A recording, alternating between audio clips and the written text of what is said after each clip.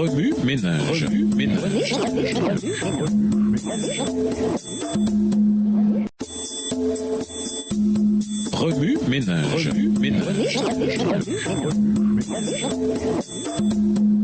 Bienvenue dans votre émission Remue ménage. Voilà la leçon de dimanche, la puissance transformatrice de la justification. Qu'est-ce que la justification? Qu'est-ce que cette expérience donne aux croyants? Quelle est cette paix qui en résulte? Que signifie avoir la foi? La justification ne vient que de la foi et de la foi seule. Qu'est-ce que la justification? Lisons Romains 6, verset 23.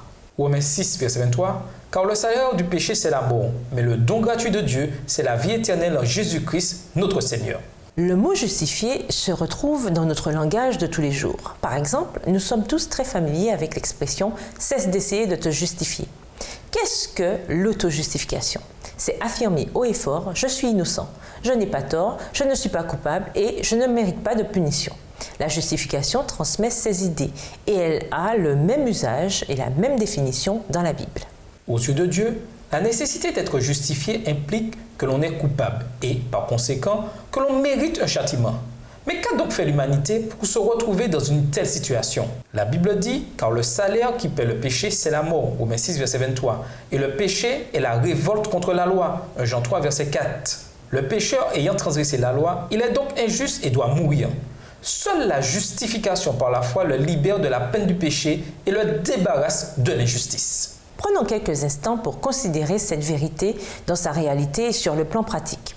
Examinons ce que Jésus déclara concernant son ministère sur la terre. « L'Esprit du Seigneur était sur lui, dit-il, pour prêcher la délivrance aux captifs. » Luc 4, verset 18.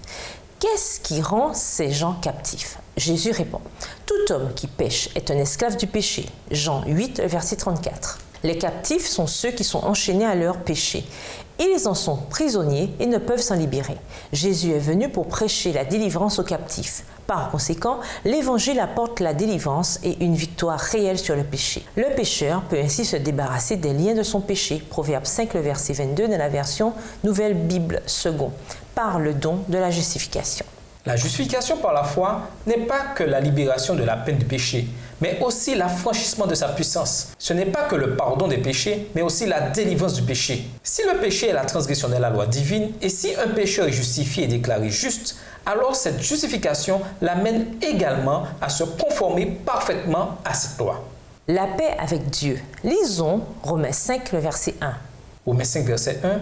Étant donc justifiés par la foi, nous avons la paix avec Dieu par notre Seigneur Jésus-Christ. Prenons quelques instants pour discuter du concept de la paix avec Dieu. Romains 5, le verset 1 ne dit pas que nous aurons la paix et que ça s'arrêtera là, mais plutôt que nous sommes maintenant en paix avec Dieu. Ce concept change complètement l'idée que nous recevons quelques sentiments, par exemple, dont parlent de nombreux chrétiens lorsqu'ils sont pardonnés. Ici, il ne s'agit pas de sentiments, mais de réconciliation. En l'absence de paix entre deux individus, tout n'est que querelle et conflit. Dieu est-il la source de ce conflit? Certainement pas. La Bible dit « Car Dieu a tellement aimé le monde » Jean 3, verset 16 « Et je sais bien quels projets je forme pour vous, et je vous l'affirme, ce ne sont pas des projets de malheur, mais des projets de bonheur. » Jérémie 29, verset 11. Dieu n'est donc pas en guerre avec l'homme, c'est plutôt l'homme qui est en guerre avec lui, qui se rebelle contre lui, qui brise la loi divine et exerce la haine enracinée dans sa nature humaine. Psaume 51, verset 7, Romains 8, verset 7. Par la foi, lisons Romains 7, le verset 18. Romains 7, verset 18, « Ce qui est bon, je le sais, n'habite pas en moi, c'est-à-dire dans ma chair. J'ai la volonté, mais non le pouvoir de faire le bien. » Selon Romains 10, verset 17, la foi vient de ce qu'on écoute la nouvelle proclamée et cette nouvelle est l'annonce de la parole du Christ. La foi découle de la compréhension de la parole de Dieu. À Jésus, qui offrait au centurion d'aller de guérir son serviteur malade, le centurion répondit qu'il n'était pas digne qu'il entre sous son toit et ajouta « Dis seulement une parole et mon serviteur sera guéri. » Matthieu 8, verset 8, dans la version Nouvelle Bible Second. Jésus fut dans l'étonnement et déclara à ceux qui le suivaient qu'il n'avait pas trouvé une telle foi. Matthieu 8, verset 10. Une foi authentique croit que la parole de Dieu accomplit ce qu'elle dit. Par conséquent, la justification ne peut être accordée que par la foi. Les efforts humains les plus zélés et les tentatives les plus héroïques de vivre dans la justice étant totalement vains, le pécheur s'appuie sur la promesse divine de la justification. Selon Paul, il est impossible à la nature humaine d'obéir à la loi de Dieu. Il dit « car je sais que le bien n'habite pas en moi, c'est-à-dire en l'être faible que je suis.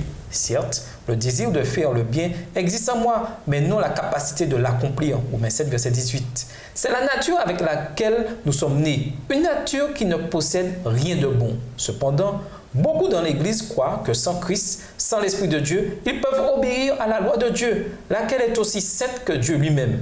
Quelle illusion! Plus tôt nous cesserons d'avoir confiance en nous-mêmes et recevrons complètement et humblement la justice divine, plus tôt nous reconnaîtrons à quel point la justification transforme notre vie. Au revoir. Et à demain si Dieu veut. Remue ménage. Remue ménage.